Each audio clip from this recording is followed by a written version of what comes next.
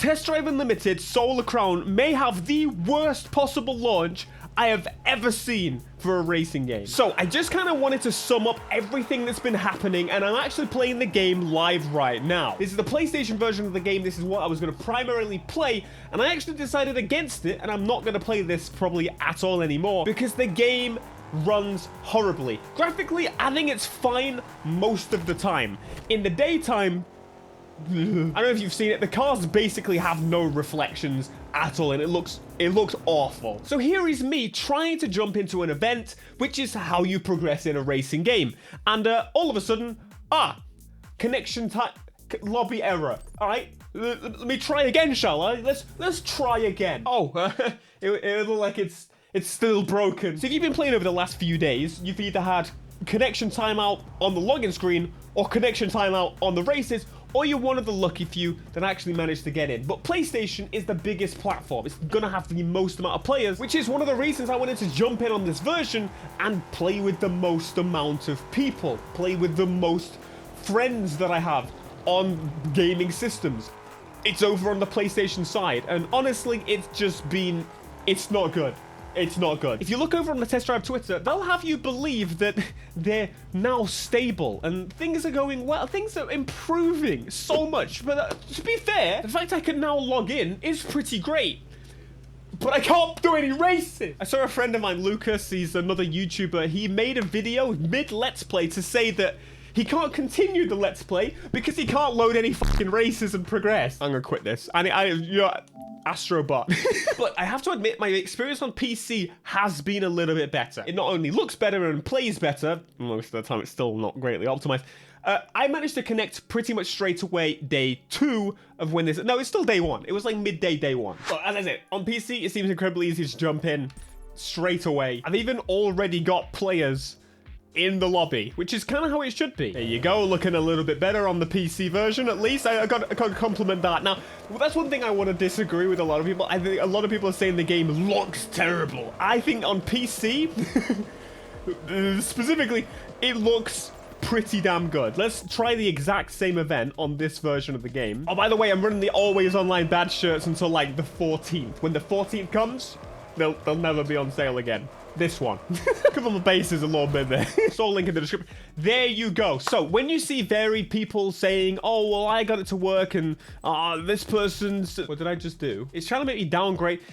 I've got a bit... Like, this whole always online system is a complete mess. I don't really know why I'm having to downgrade my car to do just a single player progression race. I don't want to. So anyway, let's get to the meat and potatoes. Why is this happening? Well, the fact that the game is always online is why. And this is something I mentioned as soon as we knew that this was a thing. As soon as I knew that always online was the way they were going, well, I basically said, look at what happened to the Crew 1. That did not go well for them. And we no longer have access to the Crew 1 officially.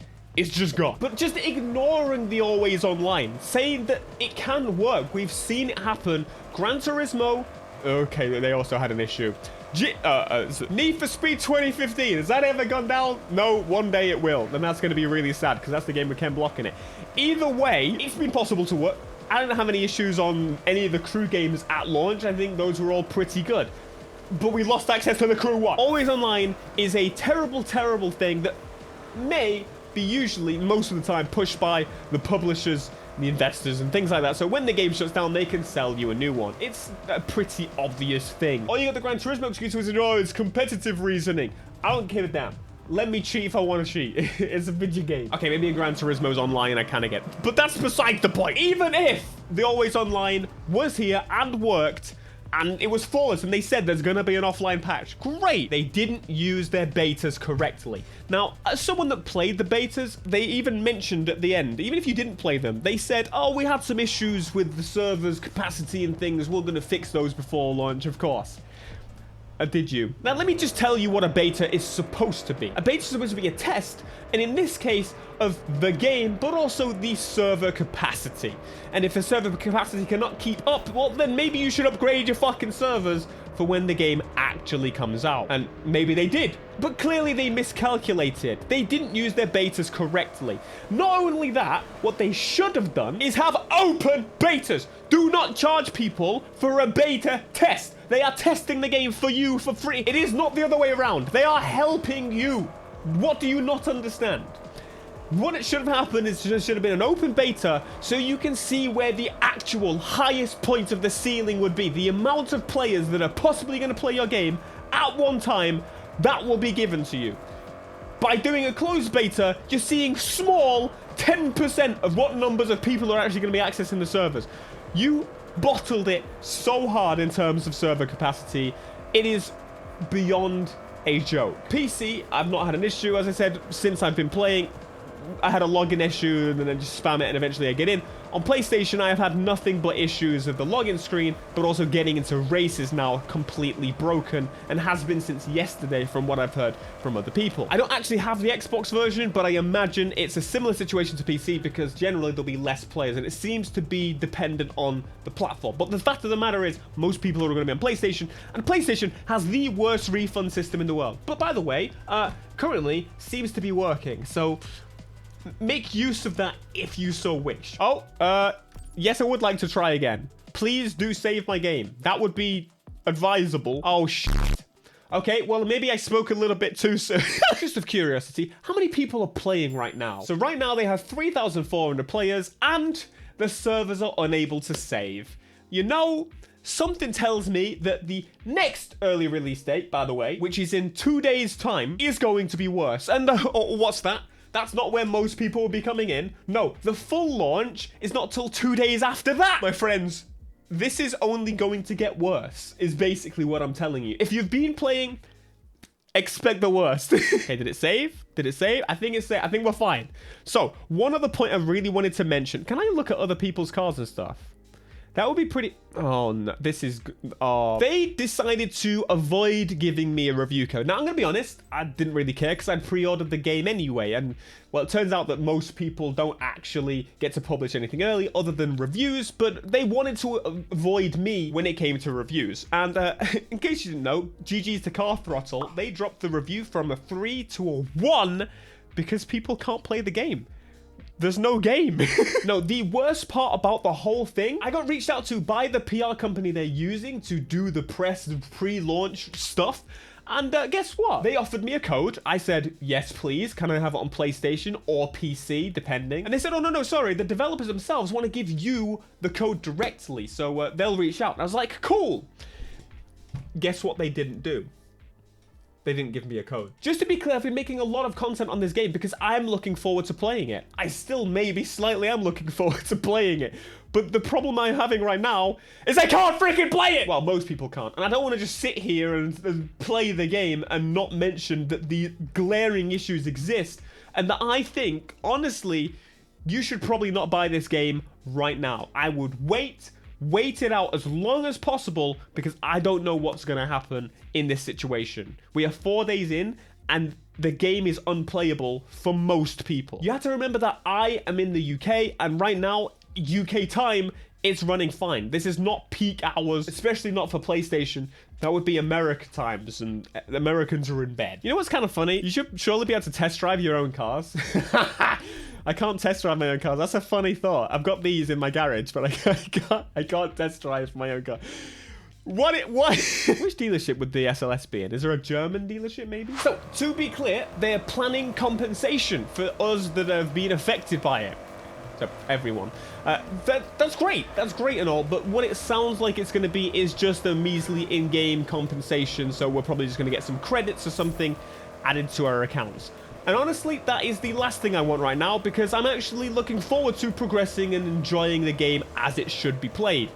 But the issue is I can't right now enjoy the game as it's meant to be played. What they really need to do, I'm sorry to say it, you gotta refund the gold at least to the level of the normal edition. Now, I don't know how that's gonna work. I know on Steam they could probably do it and things like that. But ultimately, maybe you gotta refund the whole thing. And then if people want to buy it, they buy the normal edition. It's to that point. It's really insane. The last time there was server issues like this on a racing game to me from memory is Drive Club. And Drive Club, the studio got shut down. However, that game works offline. So it doesn't matter. That happened to them, and their game works. Now, another thing I want to point out, the reason I'm heated, the reason I'm angry about this mostly is because I want to play the game. I'm looking forward to playing the game. I'm looking forward to a test drive experience and the future and the now, because I haven't got to properly enjoy it yet. Test drive is a social experience, and my God, the social experience right now is not very good. Every single lobby I go in, it gives me a timeout. It's kind of ridiculous. Now, one other thing I wanted to mention is I've seen some other conversations that some people think this game is early access. That's not what this is. This is an early launch, as in this is the game you're going to get on the 12th, on the 10th, whatever version you buy. It is exactly the same version. It is not missing anything. There may be a patch by then, but it's not going to be anything that they haven't already planned for. This, my friends, is the game. This is what it is, and this is what you are getting, the same as everyone. Maybe with the ability to actually access the servers, but to be honest, again, I highly, highly doubt it. Oh God, the sensor speed is so good. I really want this game to work, but it's just not. it's just not right now. This is absolutely worse than the GTA Online launch, where people lost their save games. That also happened, but the fact is you can't play the game at all. GTA had these issues, and my God, how they didn't see this happening, I just can't comprehend it. I really can't. Now, there is one other thing I've seen a few people talking about, and that's just kind of the story of how this game came to be. I just kind of want to summarize it and correct some issues I've seen people say, and that they think the Crew 2 developers made this game. I don't know where people heard that from. That is not the case. Upon TDU 1 and TDU 2 being finished, basically what happened is the team was under Atari. Atari was facing pretty difficult times, and so people were worried about their jobs. And basically, some of those people moved off and then started their own studio. That was one of the other directors of the game, and that was Fergus. Fergus created Ivory Tower, and then they were pitching the game to try and get funding from a bunch of people while working on it. They had something to pitch already. The rest of the teams, they lost their jobs, and they just kind of went all over the place. And this new producer that you've seen, well, they went over to Nakan and started working on the WRC games and the bike games and blah, blah, blah, blah. At that point, they are no longer the same. Ivory Tower became its own studio, started hiring, and then Nakan, or KT Racing, should I say, started building their studio out and building the WRC games as they did. And the rest is just, that's how it be. Beyond that, there may have been single roles jumping around. They're all in France, but they're in different locations. But the links are gone. And ultimately, they should know, because there is a friendly French rivalry between them. Friendly. Either way, maybe they should have learned from other people's mistakes. Especially, you know, one so close to home. Right? A lot of people shout that there should have been a delay. I agree in a few aspects. We haven't even spoken about how the game plays right now. It does feel a little lacking, but nonetheless, it's got what it has. And I did see a comment the other day that basically said that they've kind of got Test Drive wrong. And I gotta be honest, I was feeling that a little bit while I was streaming it. And, well, maybe I was just burnt out, but they thought that Test Drive was a racing game when it's actually a car game. And I thought that was a really good point, is that the racing is too heavily focused. They're focused too much on this competition, but Test Drive was about the cars, and I don't know. We've got to have the races, don't get me wrong, but I think there is some confliction. But, you know, I can't give you my proper opinions on the whole experience because I've only played maybe 3 hours successfully so far. So that's great. I want to buy one of these so bad. Ah!